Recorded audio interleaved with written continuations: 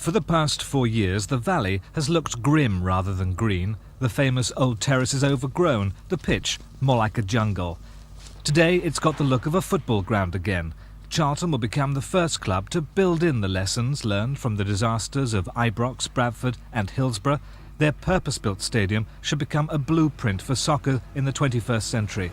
And they've taken the advice of the government's Department of Enterprise for the best ways of marketing the club to secure its future. Well, we're starting from scratch, and unlike other people who've got Victorian edifices that they're stuck with and everything has to be worked around that, Charlton can now create a situation where the supporters are well looked after, where the business fraternity are looked after, because sponsorship is an integral part of the game in attracting the money to bring the players that earns the success, that attracts the supporters, and somewhere there's a nice balance within football, and I suspect that Charlton are going to find it.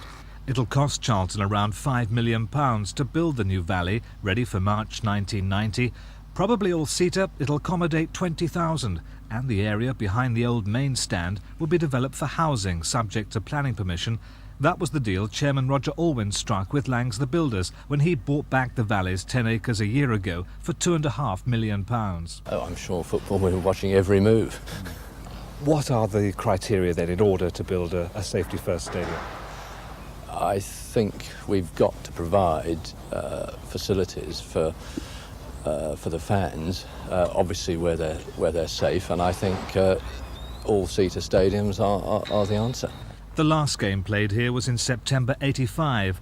Today, John Humphrey, one of only 3 of the current Charlton team who've actually played at the Valley, kicked the first ball of the new era. This is our home, this is Charlton's home. The fans know that, the players know that, and we're just delighted to come back here. Charlton expect to be under the microscope as their new ground comes to life. There has to be a change after Hillsborough, and the Valley is leading the way. Graham Miller, Thames News.